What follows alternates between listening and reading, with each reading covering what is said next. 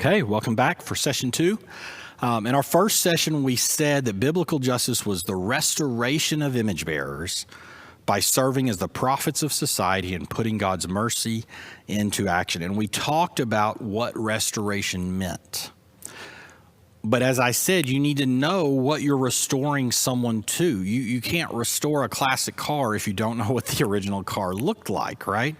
You need to have some idea of what you're aiming for. And so if you want to restore people to the way God made them, you need to know what was the way God made them. What were they supposed to be like? And so to do so, we need good theology. We need to understand what we're supposed to be. And I will tell you this, all good theology begins in the garden.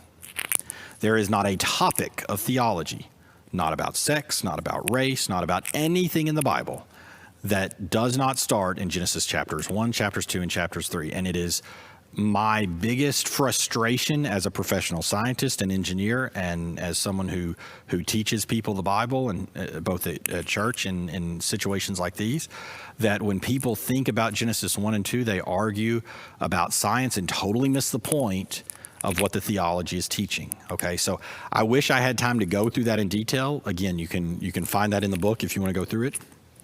But if we want to understand who God is, or who God wanted us to be and who we're supposed to restore people to, we need to understand what he did for us. And I want to zoom in on one specific topic. In Genesis chapter 1, verse 26, we're told that God made us in his image. And then throughout the first 2 chapters, God gives us things because we're his image bearers. Because we bear the image of God, we receive these things. This idea of being the image bearer of God is one of the absolute most critical, most important things in Scripture. It shows up all the time and we miss it. It shows up in temple discussions. It shows up when, as a little aside, this doesn't have anything to do with my topic, but when Jesus is asked about taxes, and they say, should we pay our taxes or not? He says, whose image or icon in Greek, E-I-K-O-N, whose icon is on that coin? And they say Caesar's, and he says, give unto Caesar what is Caesar's. And everyone says, okay, great, we got to pay our taxes. But they miss the point that Jesus was making completely, which is the second half of the sentence. Give unto Caesar what is Caesar's, and give unto God what is God's. Well, what bears God's icon? What bears God's image? You do. I do. That's the point that he was trying to make in that situation. So the idea of being an image bearer of God is critically important to understanding the Bible. So when he gives us things before sin entered the world, so what he's giving us can't be a result of sin.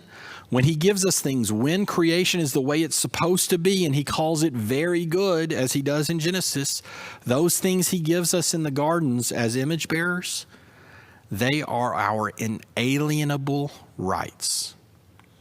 You're all familiar with that term from our founding fathers, our inalienable rights, rights that cannot be alienated from you, rights that cannot be taken from you. Our inalienable rights are not exactly what the founding fathers said, which is part of the problem we run into in America, but we do have inalienable rights. We were given rights as image bearers, and every person out there that you've ever met was given a right as an image bearer, and they have a right to those things. And to deny them of it is unjust, and therefore, that's the key argument I'm making. Since all mankind is entitled to something that God granted them in the garden, therefore to take that away is always sinful, and to restore that is always justice. Our goal, the thing we're aiming for when we talk about restorative justice, is to put people back in the situation they were in the garden, to mimic God's action. God created us and gave us things in the garden, and our job, our goal is to recreate that scenario to the best of our abilities. That's what justice means and is. So, with me so far? Because we're going to talk about the 5 things that God gave us in the garden. And these are 5 things that every single human you've ever met has a right to and should not be denied. The first one is the right to family. Right at the beginning, Right at the beginning, God made us male and female and puts us together and says, go out, be fruitful, and multiply. You have the right to find your spiritual sustainer. The word in the Bible is Azer. We'll talk about that in a minute. And you have a right to go out and have family. You don't have to use that right. You know, Jesus famously didn't use that right. Paul said, hey, if you can stay celibate and free from lust, you should do it, because then you can focus more on God and you want this distraction of all these kids around, you know, but you have a right to family. You should not be denied that right. When China enacted their one-child law and said you can only have one child, they are denying the biblical rights of their image bearers. When slave owners broke apart families, when South Africa did the same, when eugenics was used to selectively breed to try to make things out, when some European countries today, they abort any child. They haven't had a Down syndrome child born in decades because they abort any child that has any genetic marker that might be Down's positive. That is denying the right of life to that kid, but also the right of that family to raise that child. Eugenics, sexual sterilization, all these things are always wrong. And it's not that controversial to say that. Everyone would agree that we have a right to family, and that it's unjust to take it away. But then ask them why. Why is China's law unjust? I mean, without a doubt, it kept their population lower than it would have been. It helped people get fed. Like, why was that unjust? Eugenics, selectively making sure that we're not breeding children who have disabilities. Why is that unjust? It's not clear for most worldviews, right? For us, it's very clear, because every single soul that exists is stamped with the fingerprint of God. Every single soul, no matter who they are, has an inherent image-bearing right of God, and they have the right, because of that alone, to do what God did, to mimic God. Just as God created and populated, they have a right to create and populate. They have a right to those same relationships, and so it makes it a core part of our identity. Most of us need a very few can be celibate for the kingdom, but most of us need what the Bible calls an Azer. You might see this translated as helpmeet in the King James Version, or helper. It's led to all manner of misunderstanding, and frankly, some really horrible things have been done to women by people misunderstanding that word. The word Azer means spiritual sustainer. In the Bible, the most common person called an Azer is God. God is the Azer of Israel. And so when God says to Adam, I'm going to give you a wife as an Azer, he is not saying I'm giving you a secretary. Okay. He is saying I am giving you someone who is like the way I am to Israel, right? He is giving you someone to sustain you, to support you through tough times, to help bear the burden of life together. We all have that right to get there. And that means that when someone to an Azer and to family. And so that means when someone is born unable to bear children and they're infertile, that's unjust. That shouldn't be that way. That's a result of our sinful fallen world. And to work as a fertility doctor is quite literally restorative justice. Do you see that? To help the infertile become fertile is restoring them back to the situation they're supposed to be. You may not think of that fertility doctor as a minister, but they are. They are doing biblical justice by restoring people back to the condition they were made in. And that point isn't controversial among Christians. I mean, focusing on the family has been a code word for Christian values for a long time. There's only really one major controversy about it, right? And that is when it comes to not that the right belongs, but what is the right specifically about gay marriages. So gay Christians say the male and femaleness of Adam and Eve was a descriptor of one situation, but that's not a descriptor for all situations. So it's possible for a male's azer to be another male, or a female's azer to be another female. There's all kinds of philosophy and Platonic stuff involved in that I wish I had time to get into, but I don't, because the first time I gave this talk to some of your leaders, I had 6 hours, and now I only have 2. So that's something that has to get set aside. But so that's what the gay community interprets that, the gay Christian community. And the rest, the traditional view that most Christians have had throughout all of the centuries has been, no. It's specifically told in Genesis that maleness and femaleness are a yin and a yang that together, unified in their differences, reflect God, who is 3 different persons unified together. And so the right to an azer and family is specifically includes masculinity and femininity together. And so that's where that whole debate goes into. And I don't necessarily want to have that debate, because I don't think it's relevant to what I want to talk about today. You guys can debate that on your free time. It's not in the cabin questions, but you can talk about it during lunch or something. What's interesting to me is when the gay marriage debate was happening here a few years ago, President Obama offered a compromise called civil unions. You get all the legal protections of marriage. You can be openly, you can adopt, you can do all that stuff. We just don't call it marriage. And it looked like that would pass. Conservatives were okay with that. And the gay community turned it down. Why? Why did they turn it down? Because they knew even the concept of marriage, no matter how secular you may be, even the concept of marriage is inherently sacred. We know deep down in our souls that there is a right to have an azer and a family and to be married. And so our souls cry out for that. And since they have one particular interpretation of gender, they would not accept civil unions because that's lesser than the sacredness of marriage. So you see, even the gay marriage debate illustrates to you that even the secular community sees this right. Because everyone, Christian or non-Christian, said, no, marriage is somehow fundamentally different. Even if all legally it's the same, there's something different about being married. There's something different about being joined together and then going off to have a family. So this is a really, really important thing for you to understand. So that's the first thing we see. People are entitled to marriage and family, not because they earned it, but because God gave us that as part of our nature. Now, what's the second right? Okay, the second right is the right of nature.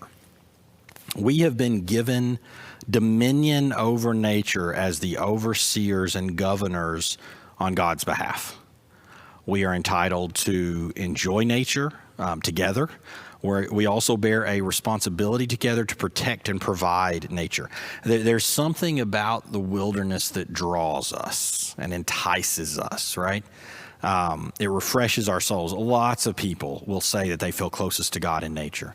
I have that experience. When I go to the beach, we try to go to the beach once a year if we can. And when we go to the beach, I love, after everyone goes to sleep, to go back down to the beach when no one's out there, midnight, 1 o'clock, and it's just quiet. It's dark, and you can see the skies because there's so little light pollution, and you hear the waves crashing. I feel so close to God in those moments, and the majesty and the awe of God is so real to me. And just like I said in the last one, where even the secular see that inherent right, even the secular see this. We have more protected wildlands than at any time in history. 1 out of every 7 acres of land in the world has legal protection on it. That's amazing, right? In America, we do it by national parks. In Europe, they call it the freedom to roam, or every man's right. It's in some of the constitutions in Europe, that the public has a right to access wilderness at all times, uninhibited. And that's why so many different religions and secular groups all somehow agree that protecting nature is so important. Unfortunately, there are 2 extreme beliefs that are unjust in our society. And I think I need to say this, because if I don't say it, you're going to miss this. Both of these extreme beliefs are wrong. One is one I call environmental nihilism, and the other I call environmental alarmism. And these are both unjust because they both miss the point of the right to nature. Environmental nihilism comes predominantly from a couple of scriptures. The main one is 2 Peter chapter 3, verse 10, which says that the day of the Lord will come and the earth will be burned by fire and replaced with something new. And environmental nihilists take that very literally, that the atoms of this creation will go away and he will start all over from scratch and therefore ride this place like a rental car. It doesn't matter, right? You can just, if it gets some dings and some scratches on it, you run out of fossil fuels, you pollute the air, who cares, right? So you have this nihilistic approach towards the environment. And that's a radical misunderstanding of that passage. And it's not even hard to see if you just read a few verses before that and a few verses after that, it's pretty obvious. Because what Peter's saying here is he's saying in that chapter 3, he's saying, hey, there are 2 times that we've seen God judge everything. One with water, one with fire. He judged the whole earth and created it anew in the flood, and he's going to judge the whole earth and create it anew in the spiritual fire at the end of time. So let me ask you a question. When he judged the whole earth the first time in the water, did judging the whole earth involve destroying all of nature and recreating the cosmos and a new Big Bang and all that? Of course not. The whole world or the whole earth in that verse is the word for mankind. And that's the same thing that we see in Peter's, as you see if you read down, that Peter's talking about. He's saying at the end of time, God will come back and he will judge all of the sins of mankind and wipe it clean, and we will start afresh with a restored garden here on earth. Heaven comes down to earth. Earth doesn't go away, okay? And so we need to understand that. And when you understand that, then you realize that, this biblical command to restore nature back to its condition in the garden is actually still an active command. That's just to do that. Now, on the other hand, you get some people, particularly among the secular groups, who go into environmental alarmism, and they take the things that are happening to the environment and they blow them way out of the proportion of what's actually scientifically defensible, right? Which is why in my life alone, I've seen probably 50 different simulations saying that Miami would be underwater by now, and they're all wrong. Miami's not underwater. So there is some really good science out there, and then it's taken to an extreme that is unhealthy and causes injustice that's not true. When we as Christians honor Scripture and we read the garden understanding carefully, we realize that we have a responsibility to protect nature, to care for nature, to make it blossom, part of justice is restoring it back to the condition it was in before strip mining and pollution and all the things that we've done have destroyed it. Part of our job is to restore nature. That is just. We just need to avoid both the nihilism and the alarmism, okay? So, God gave you as an image bearer the right to have a family. He gave you as an image bearer the right to nature and a responsibility that comes with that to protect nature. And third, he gave you something that is vastly under-discussed among Christians, called the right to sustenance. This is the most common thing that in the Bible cultures had to be addressed. 70% of the discussions about justice in the Bible are about this. That doesn't mean that it's the most important of the rights. They're all equally valid and equally important. It means that in those cultures, it was the biggest issue, and therefore it needed to be addressed the hardest. I think it's pretty close to the biggest issue, if not the biggest issue today as well. So it's definitely an important one. And what it is it's a right of sustenance. So what we see in Genesis chapter 1, verse 29 is God said, I give you image bearers, every seed-bearing plant on the face of the whole earth, and every tree that has fruit with seed in it, they will be yours for food. The basic rights to your basic needs of survival, food and clean water, are inherent to you. No one should have to do anything to earn that. When God designed the garden, it was so plentiful that there was no need for any issues. Everyone could have anything they wanted, and they were yours for food, and you could survive. But in the curse, there's not enough bounty for everyone. And so instead of sharing, what happens is some people hoard while other people starve. Some people don't have the basic sustenance they need to live while others have plenty. And that is unjust. We should be restoring those who do not have their food and water to a place where they have it. And it's a principle spread across all of Scripture. As I said, over 70% of the justice passages. In Exodus, when God gives manna, he says everybody can go out and pick exactly what you need to survive, no more, no less, and everyone will have plenty. And some people took more than others. So it's not saying everyone has to have exactly the same amount. Some people took more than others because they needed more than others. I'm a bigger guy than my wife. I need more food to survive than she does, right? More calories. But what happened was everyone had enough. No one took more than was needed. God demanded that Israelites give money in taxes, in tithes to support the system. He also had a system called gleaning. If you've ever read the book of Ruth, you've seen this. Gleaning went like this. You would go out and you would be a landowner. You would have your land. It would be time for harvest. And you would send your people out to harvest. And there were rules about that harvest. There were corners you couldn't touch, first of all. And then when you did start picking the crop, you would come down, and anything that you couldn't get on your anything you missed the first time you looked at the vine, anything you missed was just lost. You leave it. Anything you drop, you leave it. And behind this group of harvesters would come a group of immigrants and foreigners and the poor, and whatever they find, they can keep. Because that's a sign showing that the earth should be giving up enough sustenance for everyone. And so if you have plenty, you make sure there's enough left for those who don't have plenty, right? That's your goal. The Proverbs say it this way: our goal is neither poverty nor riches. Riches is sinful. Purposefully putting ourselves in poverty is also not what God wants. He wants everyone to have enough sustenance to survive. And what happens is that in our society, well, before I get into our society, I want you to understand how big it was. In the Bible, when you see justice, the Jews would tithe 10% a year, give an additional tithe on the third year, so 20% every third year, take off every seventh year, which means losing 14% of your income, and leave additional gleanings, which means that all told, about 35% of all the money that they could have made was left for the poor.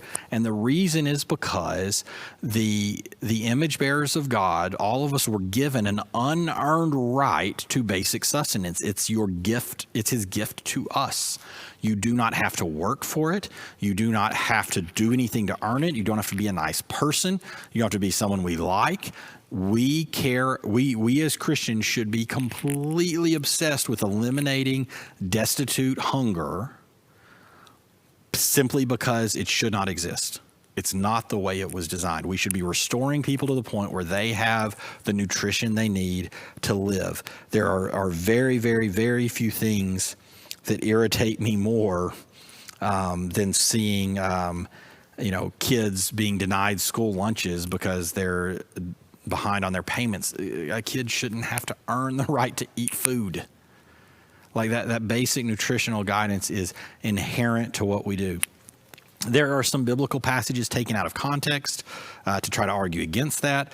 If you want to read about that, read the book. It's I think it's in chapter 3. I go through that. I will say this as a Bible study principle for you that will help you greatly in life. If the Bible says something over and over and over and over and over and over again, and you read one verse that seems to say the opposite, that verse, you're misunderstanding it every time. So when the Bible says over and over and over and over and over, people have an inherent right to eat, you should not, it is unjust to deny them food. It is unjust to keep food from the immigrant. It is unjust to deny foreigners and orphans and the widows their basic needs. And then you see one verse that seems to say the opposite. You need to be careful about how you're interpreting that verse, okay? Because you're probably wrong. You are wrong. It's in the book. Read it. But what happens in our society is both the right and the left miss this one pretty substantially. They miss the mark pretty widely. On the left, because they're looking at distributive justice predominantly, what they say is, hey, I want to make sure either in true social or communist thinking everyone's equal. That's not what most people on the left want. They just want a very, very substantial social safety net. And so they argue it is a moral imperative that we must have universal basic income, or we must have universal education, universal college education. Those things are not things that the Bible talks about. You can't use biblical passages out of context to support those ideas, because what the Bible is talking about is making sure that destitute poverty and hunger are gone. We need to be concerned about homelessness, destitute poverty, hunger, lack of water. Those are the things that we really need to be focusing on. What's happening in Flint, Michigan, still to this day should be horrifying to all Christians. That's the kind of thing that we should be mobilizing for instead of arguing about some of these other things. So the left finds the Bible's passages about sustenance too weak. The right, however, finds them too strong. On the right, it seems like every time that I hear a politician on the right talk about welfare, there's always a couple of things. Ever since Reagan's welfare queen speech, which was a pretty exaggerated portrayal, conservatives fear getting taken advantage of. And so there is this fear that someone is sitting at home playing video games while I work, and they're cashing these big checks, or there's a fear that it will lead into Marxism, or there's a fear of other things like that. And so much so that Tim Keller, who's one of the great Bible scholars of our day, had to defend himself last year from charges of being a Marxist, even though some of his books are the best anti-Marx commentaries you'll find, simply because he made the point that no one should have to earn the right to live, to have basic sustenance, and to be treated basically right. So both of those approaches are unjust. That's not what we're trying to restore people to. We're trying to restore people to the place where no one goes hungry and lacks water and has the basics they need to survive. And that ties, of course, very closely into the next one, which is the right to life. Obviously, if God cares so much about sustenance, you can't be surprised he cares about life. In fact, in the Bible, when God says murder is wrong, do you know why that is? In Genesis chapter 9, when he tells Noah that murder cannot happen, he says the reason is because the reason that you should prosecute and imprison and in that case put to death anyone who sheds the blood of man is because they bear the image of God. To kill someone, to take the lifeblood that God gave them away from them in the Bible, is unbelievably wrong. It cannot happen. We must fight against it because everyone has a right to life. That's actually the reason for the sustenance rule, right? Everyone has the right to life. And our care and our protection of someone else's right is based upon the grace. It's not merited. They don't have to earn that. They don't have to do something. George Floyd died because a man knelt on his neck for 8 minutes over a controversy about a counterfeit $20 bill. And what I heard a lot of people say in that is, well, it's wrong that he died, but he shouldn't have resisted or he shouldn't have done the crime. And to that I say, George Floyd did not have to be a saint and perfect in order to have the right to live.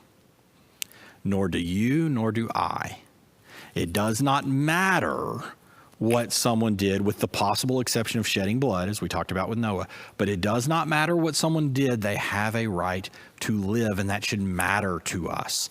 We should be we should be just as passionate about that situation as we are about unborn fetuses, right? We're right for the way, the amazing way that the church has fought against abortion is a great thing. It's the best thing we've done in this era. But if I could wave a magic wand and change one thing about our culture as American Christians, it would be this, that we would apply that same fervency to everyone else and all other lives. That I wouldn't have to watch every single week another story about a church refusing to wear masks because the lives of their neighbors don't matter to them as much as their personal comfort. that I wouldn't hear Christians defending the kinds of things we see in George Floyd, or even not defending, but explaining away or wanting to provide nuance. No. Loss of life should have no place in our discussion. They did not have to do anything to earn the right to live. I'll give you a perfect example that's a little less present on you, but it will demonstrate it well. In 1906, Upton Sinclair toured meatpacking factories and was just horrified at, like literally people falling into grinders and their arms getting ground up into beef mixed with cattle for beef. And he wrote something called The Jungle. And his opinion was, when America sees this, when Christians see this, they're going to be so horrified at the way lives are being thrown away that they will rebel. And you know what happened? People read that, and they changed the sanitation laws. They were not horrified that people were dying. They were horrified that those people were ending up in my food. It was fine for them to die as long as it didn't end up as long as you threw away the food. That's what came out of The Jungle. Because what Upton Sinclair didn't realize is that we have, as a society, lost sight of biblical justice in this way. We have lost sight to the importance of the right of life. And so we as Christians, if I could encourage you to do something, to be a certain way, what I would encourage you to do is to stop valuing your American rights above someone else's biblical rights. Stop caring, or stop expecting, let me say it this way, stop expecting other people to earn the right to the life that God already chose to give them. They don't have to earn it. We oppose abortion because a child does not have to do anything to deserve the right to live. It's already been given its life. It does not have to be accepted by the mother. It does not have to be free of Down syndrome to get the right to live. People are unconcerned with the deaths that often happen in prison, especially now during COVID-19, where it's horrific. But guys, people don't have to be free of criminal charges for their lives to matter. Their lives are important to God. They are critical. We oppose caging people at the border and denying them basic sustenance. I opposed it when Obama did it. I opposed it when Trump doubled down and made it worse. They don't have to fill out paperwork properly in order to have the right to live and to be treated well. So a faithful Christian offers assistance with shelter and clothing and food and medical coverage to the poor, because you don't have to have a job in order to earn your right to live. So it used to be so foundational. A lot of people don't realize that was considered hospitality, that when someone shows up, you treat them well. You provide them what they need. And a lot of people don't realize that according to the Bible, according to Ezekiel, the reason that God blasted Sodom and Gomorrah was because of how inhospitable they were to the angels. Hospitality was the thing that upset him the most about the rape that was going on there. So we can now I'm not saying that everyone has to have the same political opinion. We can disagree over the best way to achieve this. Okay, you can disagree. There are conservative arguments for the best way to achieve this. There are liberal arguments for the best way to achieve this. A liberal argument might be like, we know that some people are going to take advantage of it, but we need to make sure this happens, so we need to just pour it out anyway and accept that some people are going to take advantage. A conservative argument might say we live in a world of limited goods, and for every person who's taking advantage of it, they're taking it away from someone who needs it, and therefore we have to be very careful that we make sure the people who need it get it. Those are valid political viewpoints. But what we can't argue about, and what happens a lot, is to give excuses of why someone's loss of life doesn't matter as much, or that they deserved it, that we blame the victim for it.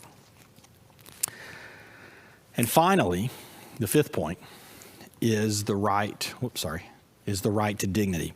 And I put up this picture and this quote here of Bruce Lee because to me, This is the right to dignity is where young life, this is why you exist.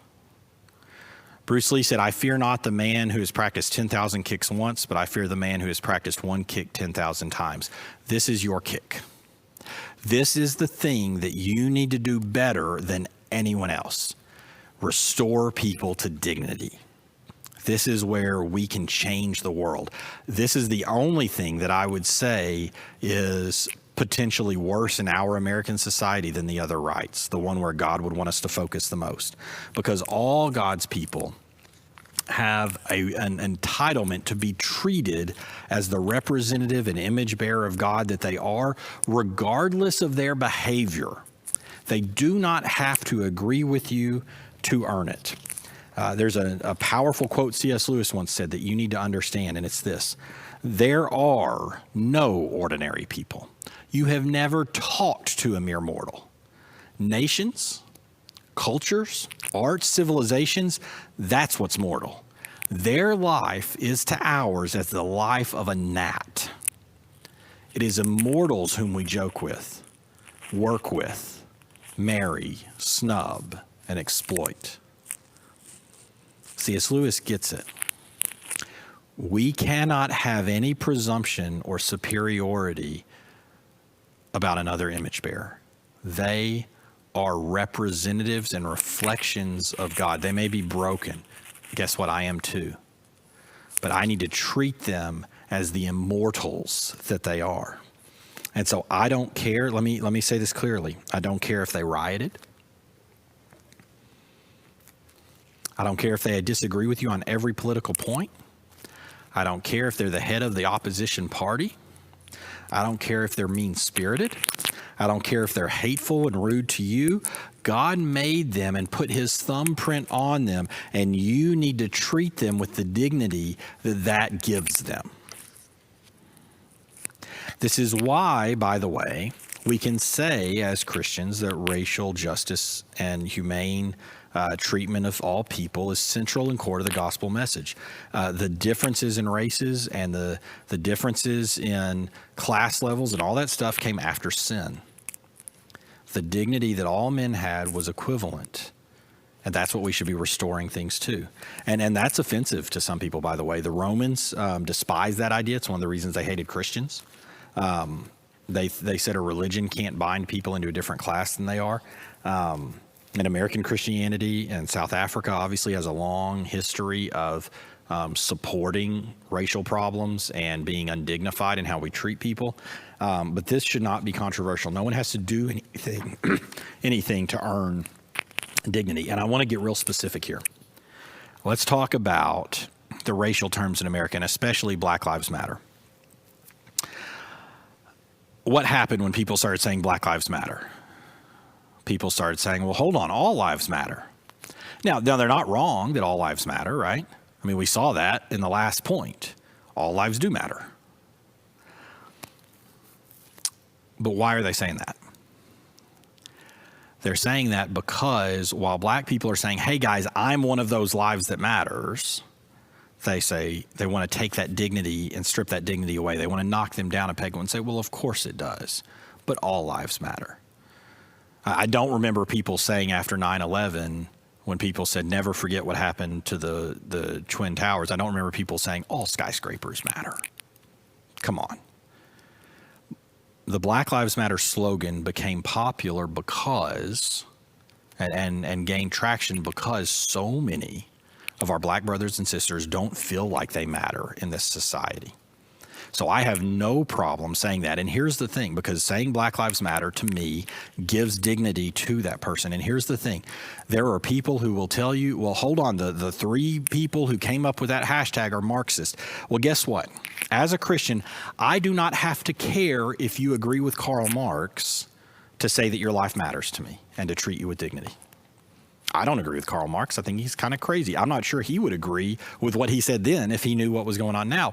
But it does not matter. In fact, Desmond Tutu said this in South Africa. He was criticized for working with Mandela when Mandela had accepted Marxism. And Tutu pointed out that hey, no one else is helping but the Marxists. And so Tutu said, I hate Marxism, but when a man is in a dungeon, he doesn't spend a lot of time looking with care at the hand of the only one, or the only hand that's offered to him, right?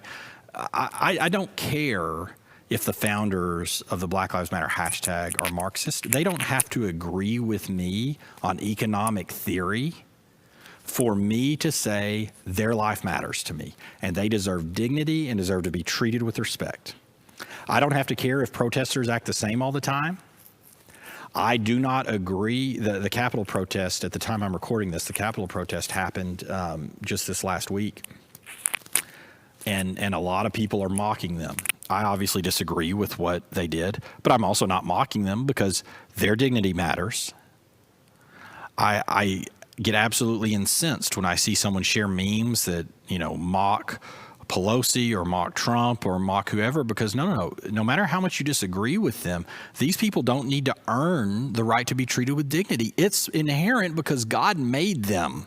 That alone means no matter how broken they are, they deserve to be treated with dignity and respect. Again, to quote Tutu, he said that what was going on in South Africa was blasphemous because, quote, it can make a child of God doubt that he is a child of God. You have no right to take away someone's right to dignity, to make them doubt who they are. It's part and parcel of their creation. So I have no problem saying to my black friends, Black Lives Matter. No problem. Jesus' powerful teaching on the Good Samaritan shows us that a biblically just view of mankind makes no distinction for their race, for their background, for the situation they're in. They deserve to be treated with dignity and respect. And in fact, when asked what all of the laws of the Bible, all 613 of them, break down to, what did Jesus say? Love God and love your neighbor just as much as you love yourself. And all the law hangs on those. Being dignified is critical. And here's the thing. This is why I'm hammering this one so hard for you. Because you, as young life leaders, you know good and well that one of the biggest fears and doubts in every child's heart is whether they matter, whether they're important, whether they're accepted, whether they mean anything, right? They're wondering, am I dignified? Do I have dignity? Am I important? And your opportunity is to show them that. And eventually, of course, that leads to sharing the gospel. But even if it is just acting out the gospel by giving them a hug and telling them that you love them and giving them a 5 and making it the thing that they look forward to, is that person cares about me and thinks I'm cool and thinks I'm important. That is justice. That's an example of justice. Not in and of itself, but because of what it means. It means that you're pointing someone, you're restoring someone their right to dignity. And so I am actually convinced of this. I am convinced that treating everyone with their God-given dignity is the antidote to most of what's going wrong in our society today. I think if we just got this, if we just started restoring people's dignity, a lot of our temperature on the other things would turn down and we could start solving some problems. And so these 5 principles, the right to family, the right to nature, the right to sustenance, to life and to dignity, these are given to all people. When I talked about restoring people, that's what justice means. This is what you're supposed to restore them to. When you face situations in life and you don't know for sure what's the right thing to do, the right thing is to restore people to this situation. If you understand that, and that's part of our prime directive, right? If you understand that, then you always know the right thing to aim for. You want to put them back in the condition God gave them. Put them back in the condition where they have the access to those things. And in our personal society today, the biggest 2 are those, or the biggest 3 are those last 3. That's where we really, really struggle. And I personally think the biggest one is number 5. So I want to send you guys out for some more questions to think about it. And so these questions this time are this. First, I listed 5 key things that everyone was entitled to. Did any of those surprise you? that you didn't think were going to be on that list. The second thing is, what was not on this list that did surprise you? Maybe there was a constitutional right that you expected to be on there, and it turns out that wasn't a biblical right at all.